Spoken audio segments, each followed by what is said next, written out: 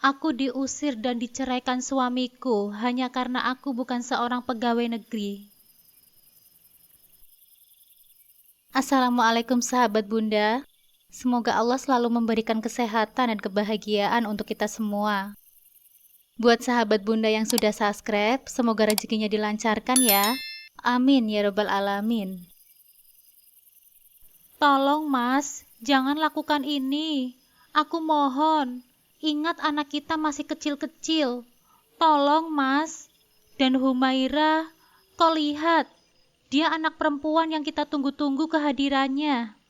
Aku hampir terjungkal saat tangan kekar Mas Randy mendorong tubuhku keluar rumah. Tak ada kelembutan tersisa dari laki-laki yang pernah kucintai sepenuh hati itu. Arfan dan Aras, anak kembarku yang baru berusia 4 tahun, memegang bajuku dengan erat, menangis tanpa suara. Ketakutan tergambar jelas di wajah mungil mereka, melihat ayahnya yang memperlakukanku seperti ini. Mereka terlalu kecil untuk memahami apa yang terjadi, tetapi cukup peka untuk merasakan bahwa sesuatu yang mengerikan sedang berlangsung. Selama hampir 6 tahun pernikahan kami, Mas Randy tidak pernah sekalipun mengucapkan kata kasar, apalagi sampai berbuat kekerasan fisik. Tapi kini, entah iblis mana yang telah merasukinya. Dia tega memukuliku tanpa ampun. Dia bahkan tidak peduli bahwa tubuhku masih lemas setelah berhari-hari didera radang payudara yang menyiksaku, sehingga sulit bergerak. Aku masih dalam masa pemulihan, namun bagi Mas Randy, semua itu tidak ada artinya lagi. Sudah kubilang Dania, kita sudah tidak cocok lagi. Aku bosan hidup bersamamu. Orang tuaku sudah berkali-kali memintaku untuk menceraikanmu. Pulanglah kamu ke rumah orang tuamu. Kalimat itu bagaikan petir yang menyambar di siang bolong. Lututku terasa lemas, seolah kehilangan tenaga untuk menopang tubuhku. Aku mendongak menatap wajahnya, berharap ada setitik belas kasihan di sana. Tapi yang kudapatkan hanya sorot mata yang penuh kejijian. Aku menatapnya penuh ketidakpercayaan. Bagaimana bisa dia berbicara seperti itu setelah semua yang kami lalui? Aku mengorbankan segalanya untuknya. Aku meninggalkan keluargaku, menentang mereka demi bisa bersamanya. Dan kini, dengan mudahnya dia mengusirku seperti aku bukan siapa-siapa. Ku dekap Humaira dengan erat. Bayiku yang baru berusia 3 bulan itu meringkuk dalam pelukanku. Tubuh mungilnya menggigil tanpa selimut yang tertinggal di dalam kamar. Di hadapanku, koper besar berisi pakaian kami sudah tertata dengan rapi. Mas Randy benar-benar telah mempersiapkan semua ini dengan matang. Rupanya, keputusannya sudah bulat sejak lama. Istighfar, Mas. Tidak adakah sedikit pun rasa kasihan? Humaira masih bayi. Dia butuh ayahnya. Pintaku. Suaraku hampir parau. Aku berusaha menggapai tangannya, tapi dia mundur seolah sentuhanku adalah sesuatu yang najis. Maaf Dania, kalau kamu memaksaku untuk tetap bersamamu, kamu hanya akan semakin sakit. Aku tidak bisa lagi mencintaimu. Aku tersentak. Dia lupa betapa dulu dia mengemis-ngemis cinta dariku. Betapa dia bersikeras memperjuangkanku saat orang tuaku menolak hubungan kami. Kini setelah dia mendapatkan segalanya, dia menganggapku tidak berarti. Baiklah, jika aku sudah tidak ada artinya lagi bagimu, setidaknya pikirkan anak-anak kita, Mas. Arfan, Aras, dan Humaira butuh ayahnya. Jangan tinggalkan mereka. Aku mencoba bernegosiasi, berharap hatinya luluh demi anak-anak kami. Namun yang kudapatkan hanyalah dorongan lain yang membuatku terdorong ke belakang. Aku sudah muak. Aku sudah memesan taksi online. Pergilah sekarang juga. Surat cerai akan kukirimkan ke rumah orang tuamu. Hatiku hancur berkeping-keping. Aku memandang wajah anak-anak kami. Arfan dan Aras bersembunyi di belakangku, menggigil ketakutan. Humaira mulai menangis, seolah merasakan nestapa yang tengah kualami. Aku menoleh, berharap ada belas kasihan dari dua sosok yang berdiri di belakang Mas Randy, yaitu kedua mertuaku. Aku mendekati mereka, berusaha mencari perlindungan. Pak, Bu, tolong katakan sesuatu. Aku ini kan masih istri dari anak kalian, ibu dari cucu-cucu kalian. Jangan biarkan ini terjadi. Namun yang kudapatkan hanya tatapan dingin dari bapak mertuaku. Pergilah Dania, jangan mempersulit keadaan. Randy tidak bahagia denganmu. Jangan egois kamu. Seolah hatiku belum cukup hancur. Ibu mertuaku masuk ke rumah dan keluar lagi membawa selimut Humaira. Dia menyodorkannya padaku dengan kasar, tanpa kata-kata penghiburan sedikit pun. Pergilah. Kamu tahu kan pernikahan tanpa cinta itu menyiksa? Kami hanya ingin yang terbaik untuk Randy. Dia akan lebih bahagia dengan wanita pilihan kami. Aku tertegun. Inilah alasan yang sebenarnya. Mas Randy telah dijodohkan dengan wanita lain. Aku istri yang sudah berjuang bersamanya dari nol, kini hanya dianggap penghalang. Perasaan sakit, marah dan kecewa bercampur aduk menjadi satu dalam diriku. Terbuat dari apa hati kalian itu? Bagaimana bisa kalian tega mengusir seorang ibu dan bayinya yang baru lahir? Aku berteriak. Seluruh emosiku meluap. Namun mereka tidak peduli. Tidak ada yang mencoba menghentikanku. Tidak ada yang memberikan belas kasihan. Taksi online sudah menunggu di depan gerbang. Dengan berat hati, aku menggandeng kedua anakku, mendekap Humaira dengan erat, lalu melangkah pergi. Air mataku mengalir deras. Aku tidak tahu kemana aku harus pergi setelah ini. Namun saat itu yang ku tahu, aku harus tetap berdiri untuk anak-anakku. Jika ayah mereka telah membuang kami, maka aku akan menjadi satu-satunya tempat mereka bersandar. Jangan jadikan anakmu sebagai alasan untuk tetap bersama Randy. Kami tidak akan menahan anak-anak kami untuk berbaik hati, membiarkan mereka ikut denganmu. Mulailah hidup baru tanpa Randy. Jangan usik kembali dan mengemis masuk ke dalam kehidupannya lagi. Dia sudah cukup susah menghabiskan waktu denganmu selama ini. Anakku sudah memilih wanita lain yang lebih baik darimu. Dan yang pasti, dia sangat sesuai dengan selera kami. Jawab Bu Yanti tak kalah keras. Wanita baik-baik tidak akan merebut laki-laki beristri, Bu. Wanita baik-baik akan memilih berhubungan dengan laki-laki yang lajang, yang tidak punya ikatan pernikahan dengan siapapun. Wanita baik-baik tidak akan pernah memutuskan hubungan anak-anak dengan ayahnya. Wanita baik-baik tidak akan pernah merusak rumah tangga yang susah payah dibangun oleh orang lain. Jangan tutupi kebusukan kalian dengan alibi murahan semacam ini. Aku berteriak lantang di depan mertuaku. Keduanya terlihat marah mendengar kalimatku.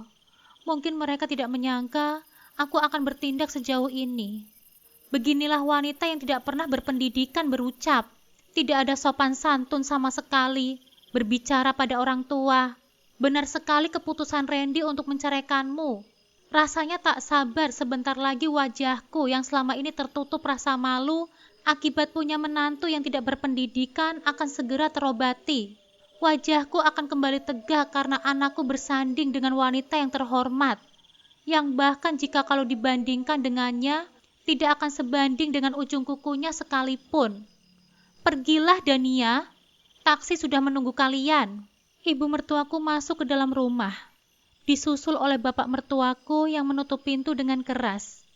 Bunyi pintu yang berdentum keras, beriringan dengan tubuhku yang seolah tersentak hancur. Aku mengusap air mata dengan ujung kain gendong Humaira. Memang dari awal mereka tidak pernah menyukaiku. Alasannya klasik. Mereka menginginkan wanita karir dari keluarga yang terhormat, yang menjadi istri anaknya. Akan tetapi, Mas Randy yang merupakan anak tunggal bersikeras dengan pilihannya. Dengan begitu sabar laki-laki itu meluluhkan hati orang tuanya. Bukan tidak pernah aku ingin menyerah karena tidak kunjung mendapatkan restu dari kedua orang tua Mas Randy. Tentu sebagai wanita normal, aku ingin memiliki mertua yang menyayangiku seperti orang tuaku sendiri. Aku tidak ingin menghabiskan sisa-sisa hidupku dengan mengemis restu yang tidak kunjung kudapatkan. Tetapi di saat aku hampir di titik menyerah, kabar baik itu datang layaknya sebuah keajaiban. Entah apa yang dilakukan suamiku, sehingga suatu saat restu itu akhirnya hadir. Pernikahan kami pun digelar dengan sederhana dan hanya dilakukan di rumahku. Aku tidak bermasalah dengan hal itu. Asal sah secara agama dan pemerintah, aku tidak mempersoalkan hal itu. Yang sedikit membuatku bertanya-tanya adalah tamu dari keluarga suamiku. Keluarga Mas Randy yang datang hanya keluarga inti dan beberapa keluarga dekat lainnya.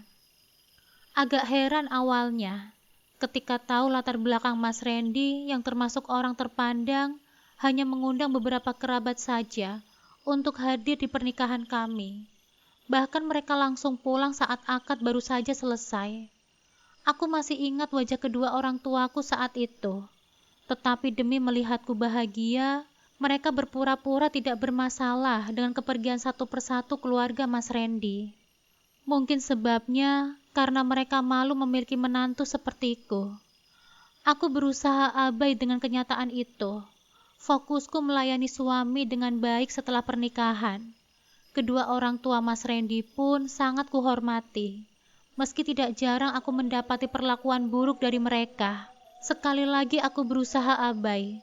Tidak lupa selalu kuselipkan doa untuk kedua mertuaku, agar dilembutkan hatinya yang beku.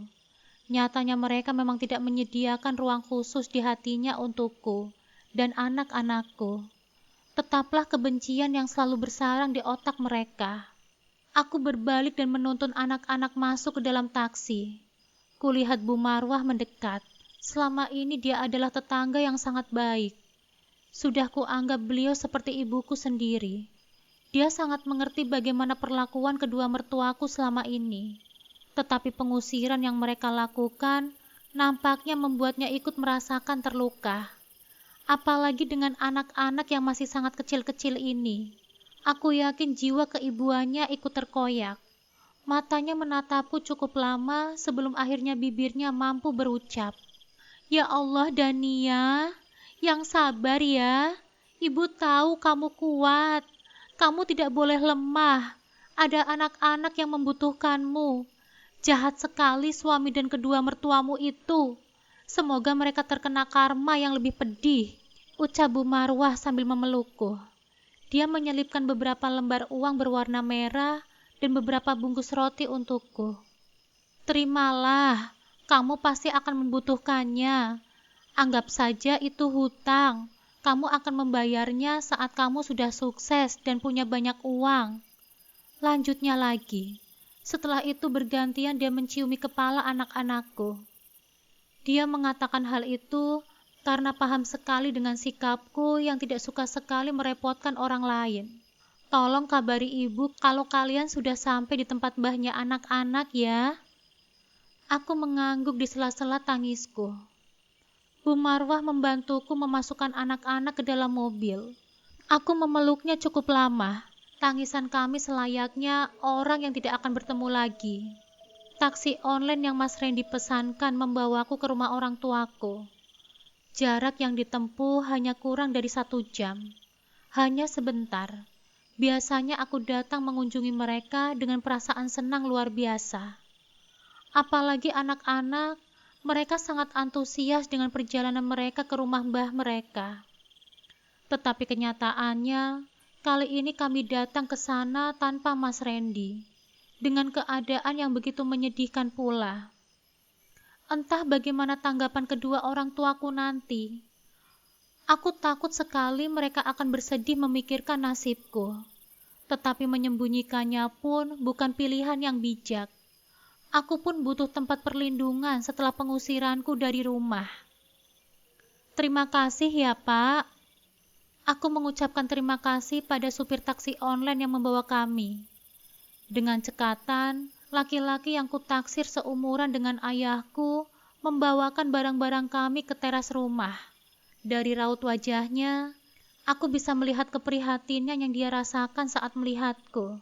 Aku yakin keributan yang tadi disaksikannya cukup membuat emosinya ikut teraduk. Lampu rumah orang tuaku terlihat sudah padam. Kulirik jam di tangan kiriku. Pukul 11 malam. Pantas saja suasana sudah sepi sekali. Ada rasa ragu saat melangkahkan kaki ke arah pintu. Bayangan wajah kedua malaikatku akan sangat terpukul melihatku dan cucu-cucunya sekarang. "Bun, kita pulang ke rumah Mbah Uti dan Mbah Kung ya?" tanya Arfan. Kusunggingkan senyuman yang kupaksakan terbentuk di bibirku. Kuusap kepala anak itu dengan lembut. "Iya, kita liburan lama di rumahnya Mbah Uti dan Mbah Kung." Jawabku berbohong. Sebutir kristal bening lolos keluar dari mataku. Entah berapa banyak kebohongan yang akan tercipta ke depannya. Liburan kok nangis? Lagian kalau liburan harusnya ayah kan ikut. Tadi ayah malah marah-marah. Celotehan Aras membuat dadaku semakin sesak. Aku menahan air mata agar tidak keluar. Aku tidak boleh rapuh di depan anak-anakku. "Kalian harus pintar ya. Anak laki-laki bunda harus kuat. Jaga bunda dan adik Humairah ya." Kedua anakku itu mengangguk bersamaan. Sesaat sebelum ku ketuk rumah bercat kuning gading itu, ku dengar ponselku berbunyi tanda pesan WhatsApp masuk.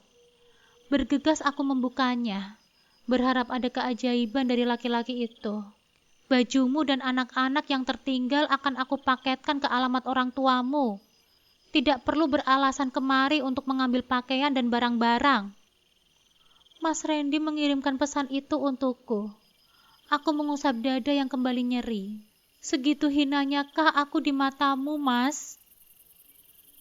4 bulan pasca kepulanganku ke rumah kedua orang tuaku, aku menerima sebuah surat dari pengadilan. Bisa ditebak, isinya adalah surat cerai yang menjadi keinginan Mas Randy dan keluarganya. Ku remas surat bersampul coklat itu. Hatiku mendidih membayangkan betapa puasnya mantan suamiku berserta kedua orang tuanya. Rasa sakit menjalar hatiku saat ku bayangkan manusia-manusia itu pasti tengah bersorak merayakan kemenangan mereka. Belum sah keputusan dari pengadilan saja sudah membuat laki-laki itu abai dengan kewajibannya. Bahkan selama 4 bulan ini, Mas Randy tidak memberiku uang sepeser pun untuk biaya hidup kami. Padahal dia sangat tahu kebutuhan apa yang rutin dikeluarkan untuk anak-anak kami. Selalu saja ada alasan saat aku terang-terangan meminta uang susu dan diapers untuk anakku. Beruntung ayah dan ibuku mengetahui kesulitanku, hingga mereka dengan senang hati membiayai seluruh kebutuhan kami berempat. Jangan tanya di mana rasa malu kusembunyikan. Aku benar-benar terpaksa menerima bantuan dan menggantungkan hidupku pada mereka. Meskipun orang tuaku bukan berasal dari kalangan berada, namun kami masih bisa hidup dengan cukup. Ayah memiliki sebuah toko kecil di pasar, tidak jauh dari rumah kami. Toko itulah sebagai satu-satunya sumber penghasilan ayah. Tidak menjanjikan limpahan materi. Hanya saja kami tidak takut merasa kekurangan. Sedangkan ibu sepenuhnya menjadi ibu rumah tangga biasa. Adikku Vira, dia langsung bekerja setelah lulus kuliah. Praktis, ayah dan ibu sudah tidak memiliki tanggung jawab yang besar lagi. Mereka tidak mempermasalahkan mencukupi kebutuhanku dan anak-anak sama sekali. Tetapi bukan berarti aku nyaman menggantungkan hidupku pada mereka. Aku sudah harus memutar otak agar aku memiliki penghasilan. Aku tidak ingin menambah beban pada kedua orang tuaku lagi. Seharusnya mereka tinggal menikmati masa tua mereka. Sebenarnya, setelah lulus kuliah aku dulu sempat bekerja selama setahun di perusahaan asing.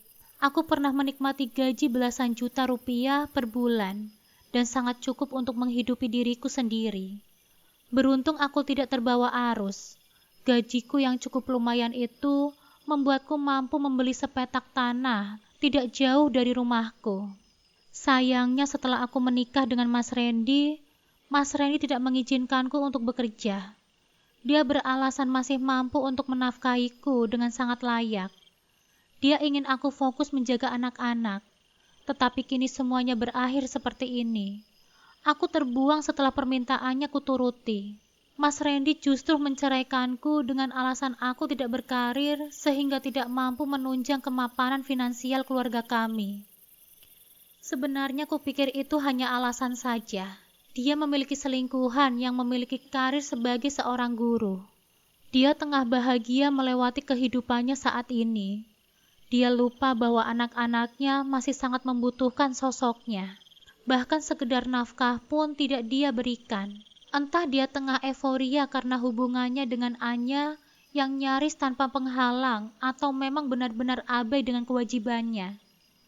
Jujur aku tidak menyangka laki-laki itu bersikap seperti ini. Dia seperti orang lain yang tak pernah aku kenal. Anya yang mungkin sebentar lagi menjadi istri Mas Randy adalah seorang guru. Entah bagaimana jika kelakuan salah satu pendidik itu kulaporkan pada dinas terkait. Tentu saja tingkah moralnya akan memberikan dampak buruk bagi nama baik sekolahnya. Aku yakin sanksi yang diberikan tidak main-main. Bahkan semula aku juga ingin melaporkan Mas Randy, yang juga seorang PNS karena tindakan tidak terpuji itu.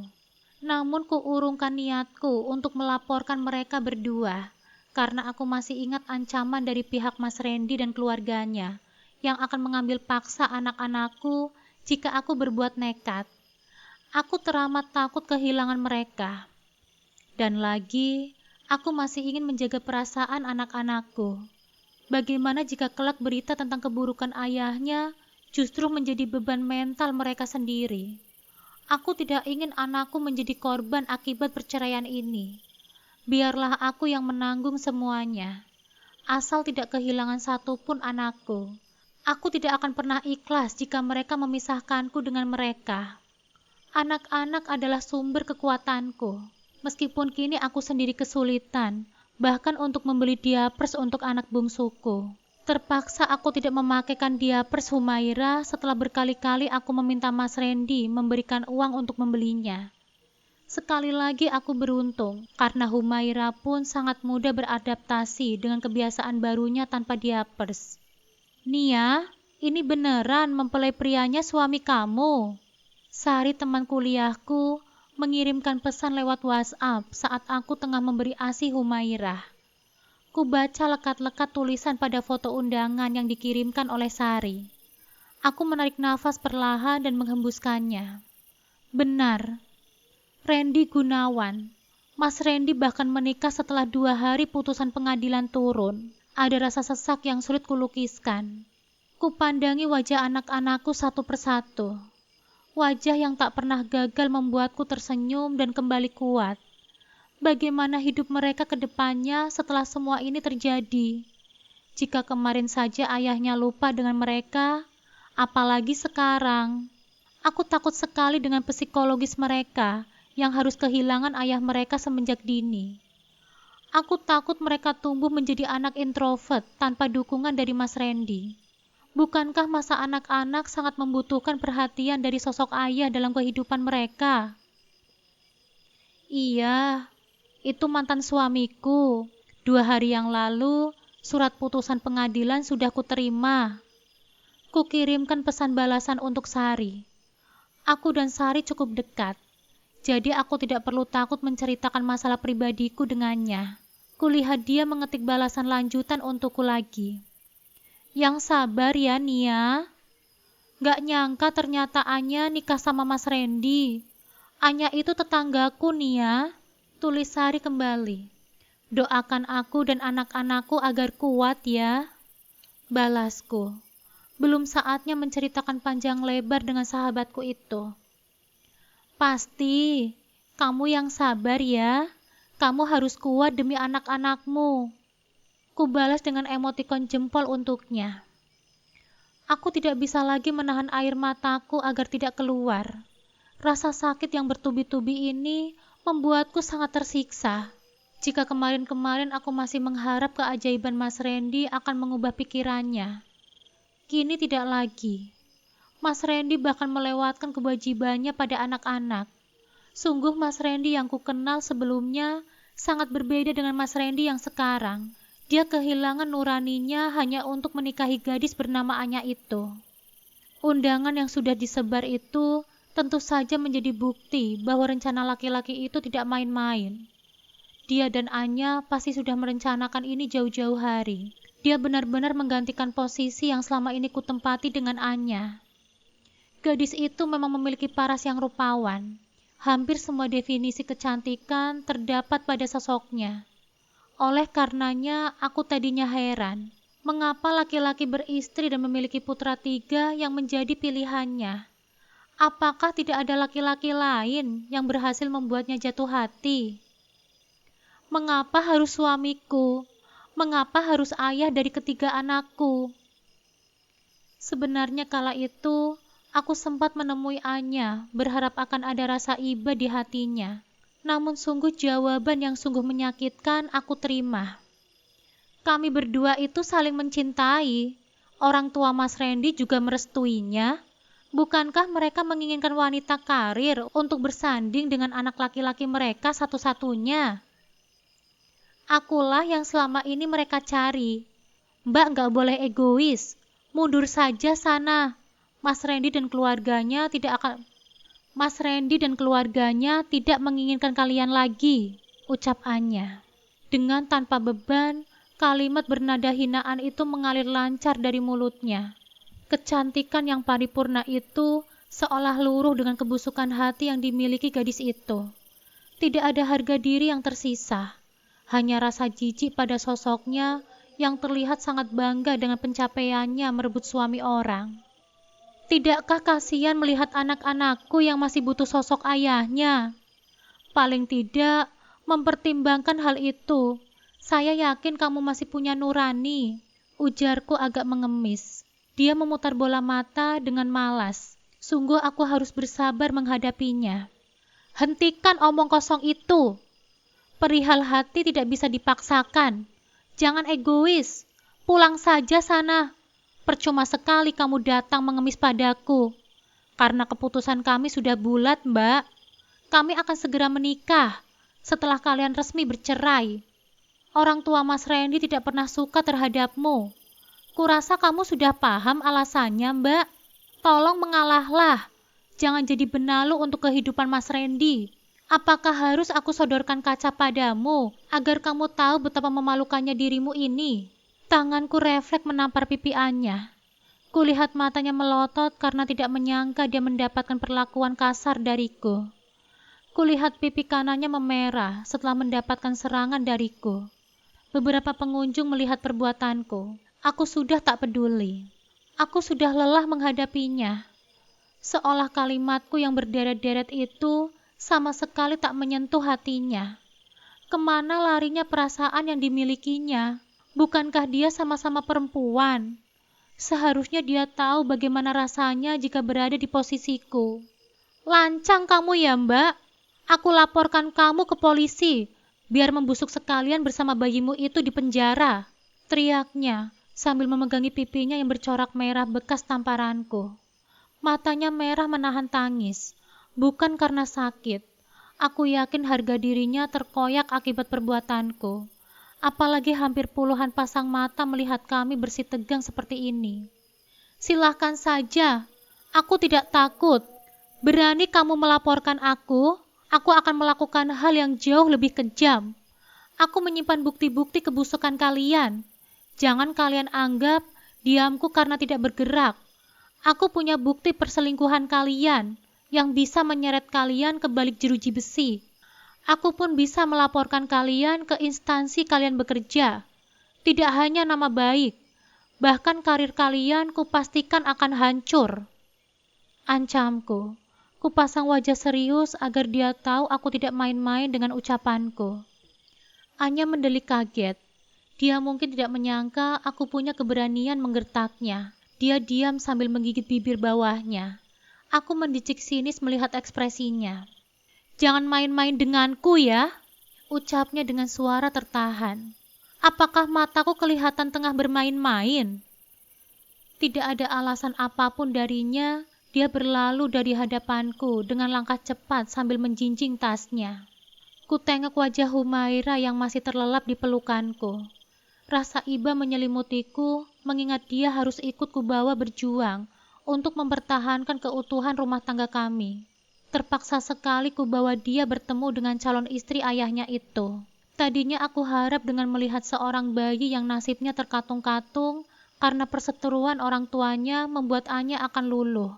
Membuat kebekuan hatinya meleleh melihat wajah tanpa dosa anakku yang akan menjadi korban keegoisannya dengan suamiku. Nyatanya wanita itu tetap pada pendiriannya. Dia tidak ingin bergeser dari tempatnya sebagai seorang pelakor. Padahal harusnya dengan wajah yang rupawan serta karir yang cemerlang, dia bisa mendapatkan laki-laki lajang di luar sana.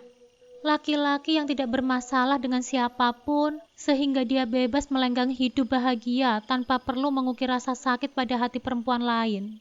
Entah apa yang dikagumi dari Mas Randy, hingga dia rela menggadaikan rasa malu dan rasa kasihan kepada kami. Memang paras Mas Randy yang rupawan, aku yakin banyak wanita yang menyukainya. Akan tetapi tidak kusangka bahwa ada yang sampai senekat Anya. Apakah dia tidak takut akan diperlakukan sama sepertiku ini? Bukankah seperti itu karma yang sering dialami oleh para pelakor? Ku bayar tagihan di kasir restoran. Kulihat tadi Anya langsung keluar dari tempat ini tanpa membayar minumannya terlebih dahulu. Aku memesan taksi online untuk membawaku pulang. Tak mungkin jika harus menaiki ojek online dengan membawa bayi seperti ini. Beruntung aku masih punya sedikit pegangan, hanya sekedar untuk pergi keluar seperti ini. Bersamaan dengan langkahku keluar dari tempat itu, ponselku berbunyi.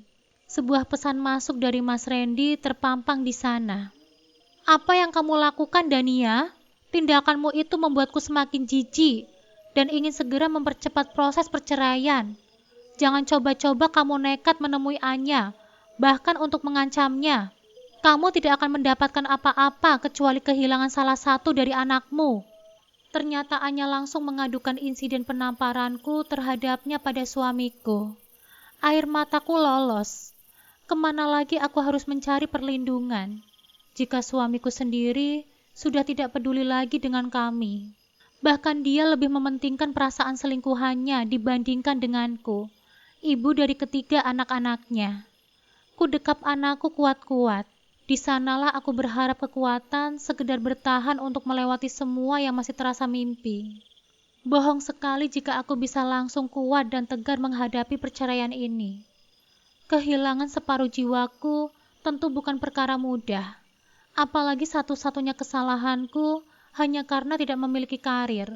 Setidaknya itulah yang selama ini mereka agung-agungkan. Tentu saja ada alasan lain yang sengaja mereka buat demi secepatnya mendepakku dari kehidupan mereka. Yang jelas kini aku tidak punya tempat untuk berbagi rasa. Entah pada siapa lagi aku harus menggantungkan hidupku nantinya. Apalagi setiap melihat ketiga anakku terlelap tidur, aku tidak mampu membendung air mataku. Aku sangat khawatir dengan kelangsungan hidup mereka selanjutnya. Bagaimana kehidupan kami berempat tanpa adanya penghasilan? Bahkan Mas Randy sengaja abai dengan kewajibannya. Belum juga kami resmi berpisah, Mas Randy sudah tidak pernah memberikan nafkah untuk anak-anaknya. Bahkan tidak pernah aku mengingatkan kewajibannya baik melalui pesan WhatsApp maupun mendatanginya langsung ke rumah. Tempat kami pernah menjadi keluarga bahagia. Aku sudah berusaha semaksimal mungkin untuk menuntut hakku. Nyatanya Mas Randy selalu mangkir dengan beralasan ini itu. Aku lelah, kesal sekali dengan sikapnya yang sangat berubah. Dia bukan suami yang selama ini aku kenal. Dia berubah menjadi monster yang tak lagi berhati. Raga itu memang Mas Randy, tetapi jiwanya bukan. Entah dia jujur atau tidak, jika berkata tidak pegang uang sama sekali. Nyatanya kami tetap butuh nafkah darinya.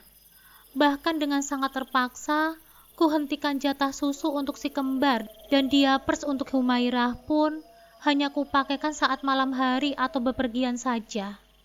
Sesuatu yang tidak pernah aku lakukan sebelumnya. Aku tidak tahu terbuat dari apa hati mantan suamiku itu. Bahkan di saat dia beralasan tidak memiliki uang untuk anak-anaknya, nyatanya Anya memosting foto liburan di Pulau Dewata bersama Mas Randy. Wajah mantan pasangan selingkuhan itu terlihat sangat bahagia melewatkan masa bulan madu mereka. Sari yang memberitahuku, Dia melihat postingan Anya di akun medsosnya. Jangan harap aku mengetahuinya dari akun medsos Mas Randy. Karena sebelum perceraian pun, laki-laki itu sudah memblokir seluruh akun medsosnya. Nampaknya dia benar-benar ingin menghapusku dari kehidupannya. Atau mungkin saja, dia tidak ingin aku mengawasi gerak-geriknya. Dia tentu tidak punya alasan saat aku meminta nafkah darinya, jika ketahuan berhura-hura pasca perceraian kami. Jahatnya lagi, aku baru diberitahu Bu Marwah kalau rumah kami sudah dijual oleh Mas Randy, tanpa sepengetahuanku. Aku kembali mendapati fakta yang membuat tubuhku seolah tidak bernyawa. Bodoh sekali memang. Bahkan aku membiarkan rumah itu atas nama Mas Randy. Bukan tidak percaya, hanya saja aku terlalu naif saat itu. Siapa yang menyangka bahwa rumah tanggaku akan mengalami nasib seburuk ini? Setelah mendengar kabar dari Bu Marwah, aku langsung menghubungi Mas Randy, menanyakan kebenaran info penjualan rumah itu. Aku ingin mengetahui perihal penjualan rumah itu lebih rinci. Tentu saja aku memiliki hak, karena dulu tabunganku juga ikut digunakan untuk membelinya. Selain itu karena pembelian dilakukan saat aku sudah menjadi istrinya. Tentu aku harus mendapatkan hak-hakku. Dan menurut keputusan pengadilan, rumah itu pun merupakan harta gono gini. Tadinya kita sepakat rumah itu untuk anak-anak kita kelak. Kenapa justru Mas Randy yang menjualnya? Parahnya lagi, tanpa sepengetahuanku, aku mulai curiga Anyalah dalang dibalik semua ini. Belum lagi dukungan dari kedua mertuaku yang memang ingin menghapusku dan anak-anakku dari kehidupan Mas Randy. Berkali-kali aku menghubungi laki-laki itu. Nyatanya tidak pernah teleponku diangkat atau pesanku dibalas. Aku merasa dia sengaja menutupi akses denganku karena tidak mau disalahkan atas penjualan rumah secara sepihak. Atau dia memang tidak ingin membagi uang hasil penjualan denganku. Semuanya masih abu-abu. Entah pada siapa aku meminta penjelasan. Aku tidak bisa bertanya pada siapapun, karena mereka semua menutupi segala aksesnya denganku. Dengan tekad bulat ku datangi rumah mantan mertuaku, karena memang aku sangat membutuhkan uang saat itu.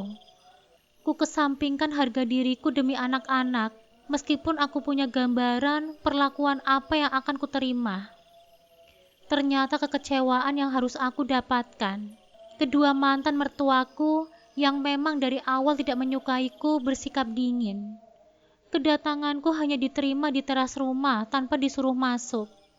Bahkan Humairah yang terlelap di gendonganku sama sekali tidak mereka hiraukan.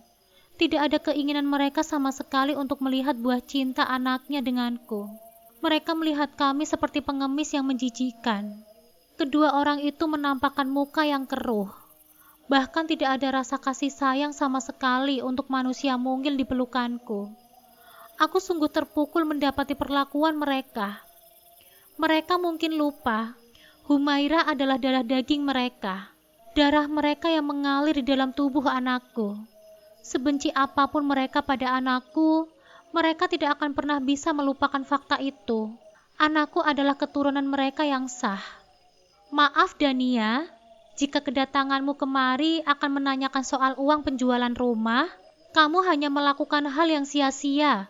Seharusnya kamu tahu bahwa rumah itu atas nama Randy. Jadi saat Randy menjualnya pun, itu terserah Randy. Jangan kamu beralasan uangmu juga dipakai untuk membeli rumah itu.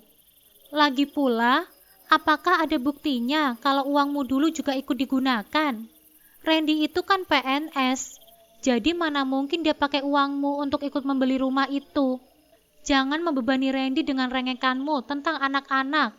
Kamu sendiri yang menginginkan anak-anak itu ikut bersamamu. Jadi jangan pernah meminta Randy untuk memenuhi segala kebutuhan kalian. Selama ini kami sudah cukup bersabar melihat Randy banting tulang sendirian untuk memenuhi kebutuhan kalian. Kali ini kesabaran kami sudah habis. Maka dari itu, setelah Randy memutuskan untuk menceraikanmu dan menikahi Anya yang seorang wanita karir, tidak ada satupun alasan bagi kami untuk tidak menyetujuinya. Randy dan Anya akan menjadi pasangan yang serasi karena sama-sama punya karir. Urus hidupmu dan anak-anakmu. Jangan mengganggu kami lagi. Pergi sana. Orang tua Anya akan datang berkunjung. Kami tidak ingin mereka melihatmu di sini. Jangan merusak harga diri kami dengan keberadaanmu di rumah ini. Kami tidak ingin orang tua Anya berpikir yang tidak-tidak dengan adanya kamu di sini. Ucapan mantan bapak mertuaku membuat jantungku berdegup kencang. Tidak kusangka jawaban menyakitkan yang kudapatkan untuk meminta hakku. Benar tidak ada bukti jelas bahwa uangku ikut digunakan untuk membeli rumah itu. Tetapi apakah mereka tidak paham dengan hukum pernikahan? Harta yang didapatkan seseorang setelah menikah adalah milik pasangan tersebut, meski terjadi perceraian di antara mereka. Aku yakin mereka tahu hal itu, hanya saja mereka benar-benar tidak ingin membaginya denganku. Aku menyesal dengan keputusanku membiarkan rumah itu diatasnamakan suamiku. Aku benar-benar tidak memiliki pikiran bahwa akan terjadi hal mengerikan dengan pernikahanku. Lagi pula siapa yang akan memperhatikan hal semacam itu di awal pernikahan? Siapa yang tahu hal sekecil itu justru membuatku kehilangan hakku. Saat kakiku hendak melangkah, kulihat sebuah mobil masuk. Ternyata itu orang tua Anya yang keluar dari dalam mobil. Kedua mantan mertuaku menyambut mereka dengan kalimat basa-basi yang sangat akrab. Bahkan mereka saling memeluk satu sama lain. Sebuah pemandangan yang membuatku semakin merasa sesak. Aku yang sudah hampir keluar dari pintu gerbang, terdiam memandang keakraban mereka. Pelukan hangat itu belum terlepas sama sekali, seolah sengaja memamerkannya di depan mataku. Bahkan dari awal pernikahanku dan Mas Randy hingga perceraian terjadi, orang tuaku tidak pernah diperlakukan sebaik itu. Bayangan kedua orang tuaku hadir di pelupuk mata. Aku yakin mereka pun akan sakit hati jika melihat hal ini. Jika melihat hal ini langsung dengan mata kepala mereka sendiri. Orang tua Mas Randy terang-terangan mengabaikan kedua orang tuaku. Mereka yang menganggap keluarga terhormat tidak akan pernah merasa sepadan dengan orang tuaku yang tidak memiliki jabatan apapun. Dan demi menjaga perasaan anaknya, ayah dan ibu berusaha mengerti dan tidak mempermasalahkan keadaan itu. Mereka berusaha membuatku baik-baik saja, meski ada rasa sesal diperlakukan tidak selayaknya besan oleh orang tua Mas Randy. Kulihat pelukan mereka terurai perlahan. Kini tawa mereka terdengar ke telingaku berulang-ulang. Seperti pita kaset yang tidak berhenti berputar. Mereka hanya melirikku sekilas dan langsung masuk ke dalam rumah. Pintu rumah yang bahkan ditutup dengan sangat keras menyiratkan penghuninya tidak ingin aku berada di sekitar rumah itu. Mereka mengusirku dengan anakku terang-terangan. "Mbak, Mbak Dania, tunggu Mbak." Panggil seseorang yang tak asing. Ku tengok kepalaku ke belakang. Aku melihat Mbok Atun berlari mendekatiku, yang sedang berdiri menunggu taksi online di depan rumah. Wanita itu terlihat mencuri pandang ke arah pintu rumah majikannya. Aku tahu apa alasannya dia melakukan hal tersebut. Mbok Atun adalah rewang di rumah orang tua Mas Randy. Ku dengar sudah puluhan tahun dia mengabdi pada keluarga itu. Anak Mbok Atun pernah kecelakaan hebat, dan orang tua Mas Randy lah yang membiayai operasinya, sehingga anak yang baru remaja itu dapat hidup dengan normal. Itulah alasannya mengapa Mbok Atun merasa hutang budi dengan keluarga itu. Setiap kedatanganku ke sana, hanya dia yang menyambutku dan memperlakukanku dengan baik. Setidaknya aku tidak merasa terasing, meski di kamarnya lah, bahkan aku harus menidurkan anak-anakku. "Tunggu sebentar, Mbak," ulangnya. Minuman serta makanan dengan terampil dia siapkan untukku. Aku tidak tahu apakah perlakuannya terhadapku menimbulkan masalah untuknya atau tidak. Kali ini dia menyerahkan 2 lembar uang 100-an ke tanganku dengan buru-buru. Bahkan dia tidak memandang ke arah tanganku saat menyerahkannya. Sebotol besar air minuman kemasan dan beberapa kudapan juga dia berikan. "Mbak, ini buat Sangu. Yang sabar ya. Gusti Allah ngelihat semuanya. Jangan putus asa, Mbak. Mbok doakan supaya Mbak Dania sehat dan sukses, sehingga mereka yang jahat malu dan sadar dengan perbuatan mereka sekarang. Harus kuat demi anak-anak. Jangan lemah, Mbak. "Mbok masuk dulu ya," ucap Mbok Atun, yang secepatnya membuatku tidak sempat mengucapkan terima kasih. Aku tersentuh dengan sikapnya. Dia langsung masuk ke dalam rumah seolah tidak ingin ada orang yang melihatnya berbuat demikian. Aku berusaha memaklumi tingkahnya itu. Dia pasti takut majikannya melihat sikapku padanya. Ya, ucapan Mbok Atun membuatku tersadar. Sudahi berlarut-larut dalam kesedihan. Aku harus kuat demi anak-anakku. Jika ayah mereka dan keluarganya tidak menerima anak-anakku, maka ada aku yang setiap saat akan menyambut mereka dengan pelukan hangat. Kehidupan harus terus berlanjut. Waktu perlahan akan mulai menghapus luka-lukaku akibat perbuatan mereka. Aku harus yakin pada diriku sendiri. Kubulatkan tekad untuk membuat bahuku lebih kuat dari biasanya. Aku tidak boleh lemah seperti yang sudah-sudah.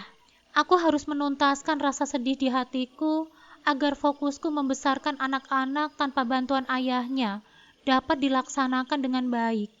Biarlah ada yang melihat semua perbuatan hina itu padaku. Tidak akan ada perbuatan jahat yang lolos tanpa perhitungan. Setelah kejadian menyakitkan itu, aku mulai sadar bahwa mungkin saatnya aku move on dari Mas Randy dan keluarganya. Karena itu aku mulai berbisnis, dan alhamdulillah rencanaku mendapatkan restu dari ibu. Tanpa banyak tanya, ibu langsung menyanggupi untuk meminjamkanku modal. Aku benar-benar berniat meminjamnya. Akan ku kembalikan setelah usahaku memperoleh keuntungan. Tadinya dia bersikeras untuk memberikan cuma-cuma modal yang kuminta, dan tentu saja aku menolaknya. Tidak banyak berdebat karena ibu tahu bagaimana watak anaknya ini. Kamu sekarang hanya punya keluarga dan anak-anakmu saja. Jadi mulai detik ini, apapun yang kamu rasakan, maka bagilah dengan kami. Kalimat ibu membuatku bungkam. Ada rasa sesal mengapa di usia senjanya itu justru harus kerepotan dengan masalah yang kuhadapi. Tetapi aku tidak punya pilihan lain. Aku benar-benar harus merepotkannya kali ini. Maaf, Bu. Tak seharusnya ibu direpotkan oleh urusanku. Seharusnya aku yang membahagiakan ibu di usia yang senja ini. Dan dia janji setelah ini tidak akan merepotkan ibu lagi. Ucapku dengan menunduk. Pandanganku tertuju pada tangan keriput ibuku yang tengah kupegang dengan erat. Di sanalah aku memperoleh kekuatan untuk memulai semua usahaku. Aku yakin dengan restunya, langkah mencari nafkah untuk anak-anakku akan semakin mudah. Berjanjilah untuk bahagia, Dania. Dengan melihatmu bahagia, ayah dan ibu pasti akan ikut bahagia. Jangan menoleh ke belakang. Tinggalkan semua rasa sakitmu agar tidak memperberat langkahmu untuk maju. Ucapan ibu bagaikan embun yang membuat jiwa yang terasa gersang ini terasa sejuk. Maaf untuk sementara waktu, aku akan merepotkan ibu dan menitipkan anak-anakku ke ibu selama aku bekerja. Ucapku lagi. Ibu tersenyum sembari mengusap rambutku dengan lembut.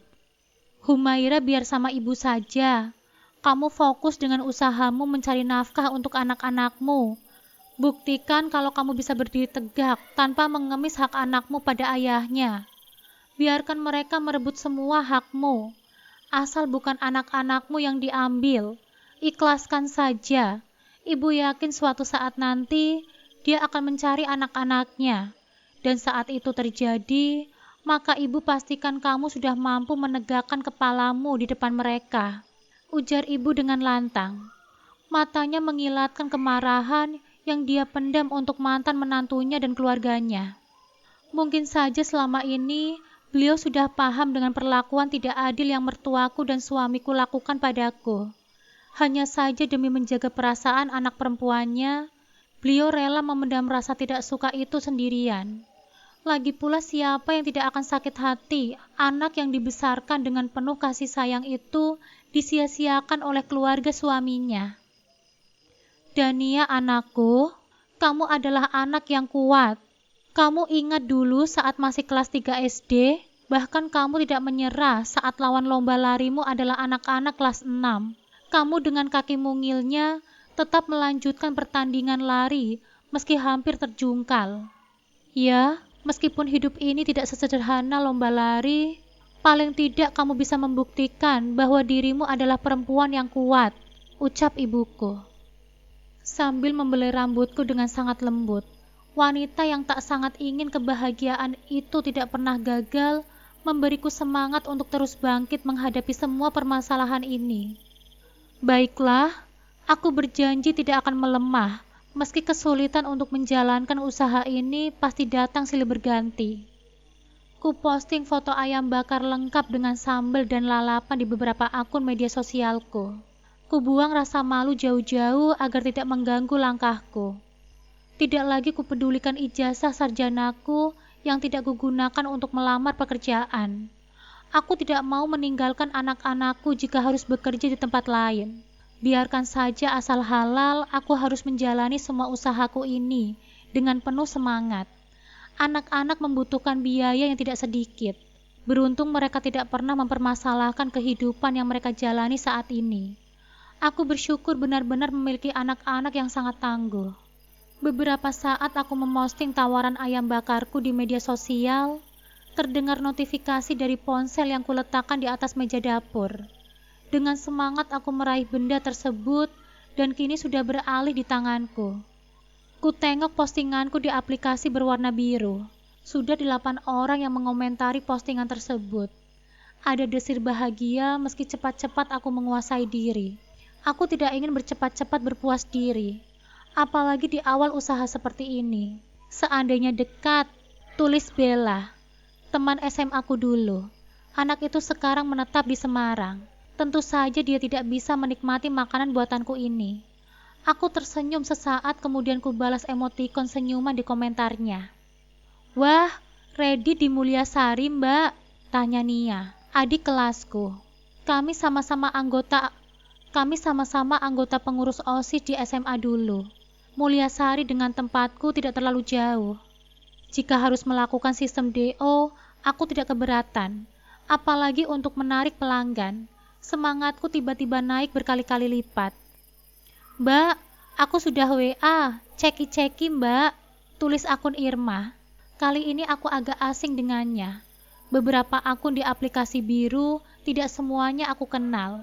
Mereka hanya teman di dunia maya yang mudah-mudahan tertarik dengan jualanku. Beberapa pesan muncul di WhatsAppku. Ku buka satu persatu dan ku tulis pesanan beserta alamat mereka di atas kertas. Aku tersenyum mengamati setiap porsi yang mereka pesan. Rasanya sangat bahagia, apalagi aku yang sebelumnya tidak punya keahlian di bidang jualan.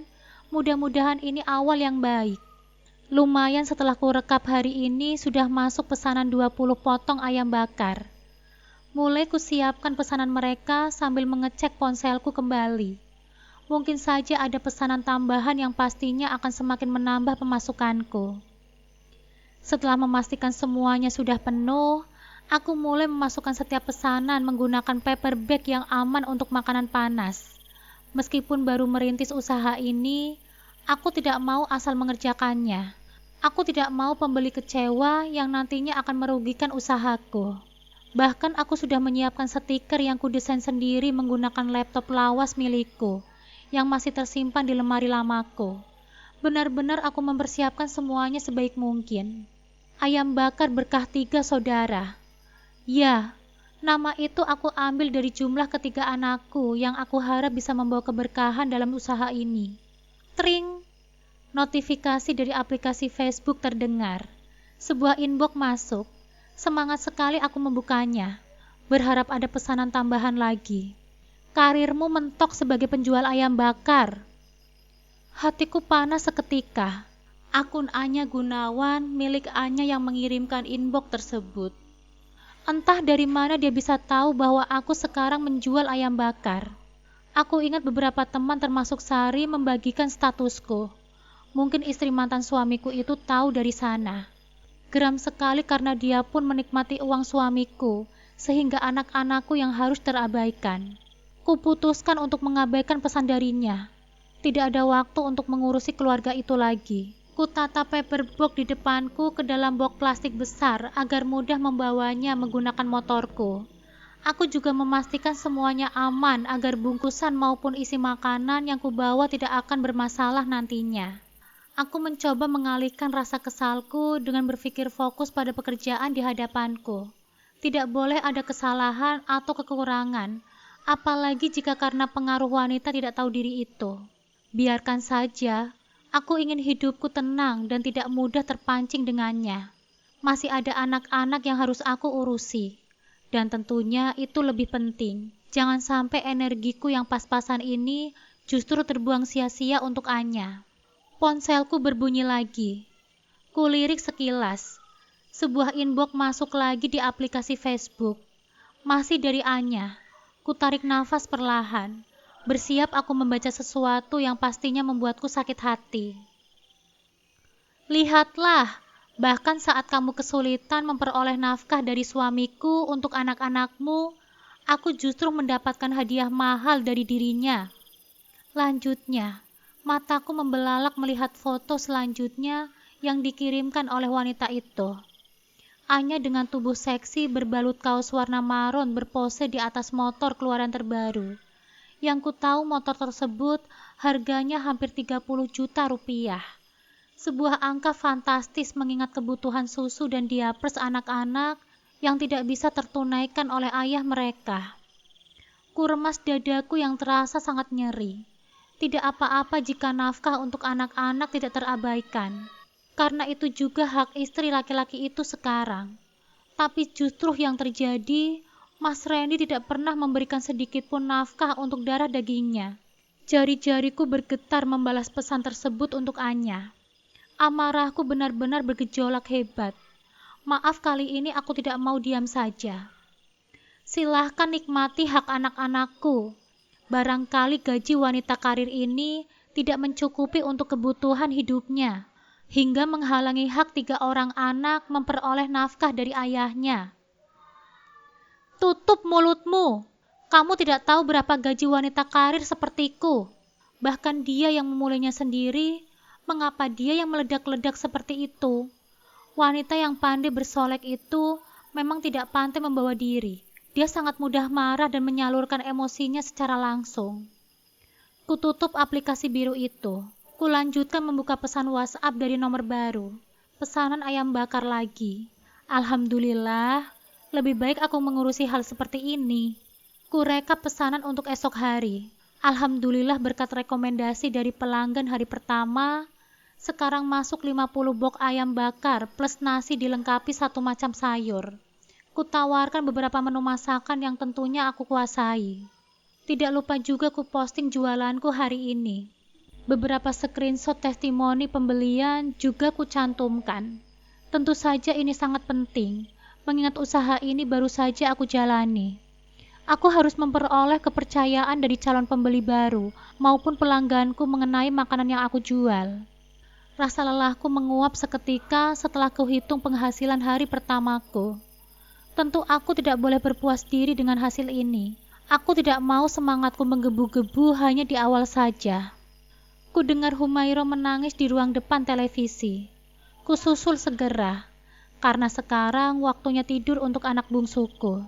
Sedangkan si kembar tengah asik belajar dengan mbah kakungnya. Mereka berdua memang lengket sekali dengan ayahku. Sepulang dari berjualan di pasar, pasti Arfan dan Aras langsung menempel seperti perangko. Kemanapun kakungnya pergi, pasti selalu diikutinya. Terkadang aku harus mengingatkan mereka bahwa mbahnya butuh waktu untuk istirahat. Kudekap Humaira dan membaringkannya di kasur. Kutatap wajah kecil di hadapanku sambil memberikan ASI. Mbak, barusan aku ketemu Mas Randy dan istri wanita karirnya di swalayan. Mereka belanja banyak banget, Mbak, ujar Vira, yang hari ini pulang ke rumah. Dia memang pulang sekali dalam seminggu. Tempat kerjanya yang jauh membuatnya memilih kos daripada pulang pergi setiap hari. Resiko juga, apalagi dia seorang wanita. Mbak, Mas Randy bisa seroyal itu pada istri barunya, sedangkan ngasih anaknya dia bersama susu saja, dia pelit. Gimana sih, Mbak? Adikku mencebik. Aku memandangnya sekilas. Kulihat wajahnya merah pada menahan kesal. Mbak gak mau pusing lagi mikirin mereka, Vira. Mbak capek meminta hak anak-anak sama ayahnya. Doakan saja rezeki mbakmu ini lancar dan dicukupkan. Malu juga sampai ngemis-ngemis minta hak. Ya nggak gitu juga sih mbak. Kan hak anak-anak nggak boleh putus meski orang tuanya pisah. Lagian kan, kalian ada harta bersama yang harus dibagi. Kenapa mereka seenaknya begitu? Main jual rumah nggak ngasih kabar. Kita bisa tuntut mereka loh mbak. Mbak nggak boleh diam saja. Keenakan mereka. Perkataan Vira mengusikku. Mbak, meskipun rumah itu atas nama Mas Randy, tetapi membelinya itu kan saat sudah menikah sama Mbak Dania. Otomatis masuk ke harta gono gini. Kalau mau dijual, harusnya ada surat persetujuan dari Mbak Dania. Nah sekarang rumah itu sudah dijual. Artinya mereka bikin surat persetujuan palsu. Bisa dituntut itu loh mbak. Please, aku gak suka Mbak Dania itu lemah begini. Lawan mbak. Haknya anak-anak kok enak-enakan buat beli motor mahal. Buat istri barunya itu. Sinting tuh mantan kakak iparku. Belum tahu tendangan maut Vira tuh kayak gimana. Kata Vira menggebu-gebu kepadaku. Mungkin karena juga masih jiwa anak muda, sehingga saat meluapkan amarahnya begitu tak terkontrol. Padahal untuk saat ini, aku tidak mau sibuk memikirkan hak atas penjualan rumah itu. Bahkan Mas Randy sampai saat ini pun tidak bisa menunaikan keputusan pengadilan mengenai nafkah 3 juta untuk ketiga anaknya. Entah memang dilarang oleh Anya, atau memang Mas Randy yang sudah tidak peduli lagi dengan darah dagingnya sendiri. Namun aku bisa membayangkan bagaimana Vira mempermalukan pasangan itu di depan banyak orang. Wajah wanita yang merasa dirinya sangat terhormat itu pasti hancur tidak berbentuk lagi. Vira berucap bahwa banyak orang yang mengabaikan peristiwa itu. Hanya saja memang hanya uang 5 lembar ratusan yang bisa diberikan laki-laki itu. Dia beralasan bahwa tidak memegang uang cash. Vira yang memang sedang diburu waktu tidak punya pilihan lain. Dia menerima uang itu meski sangat tidak puas.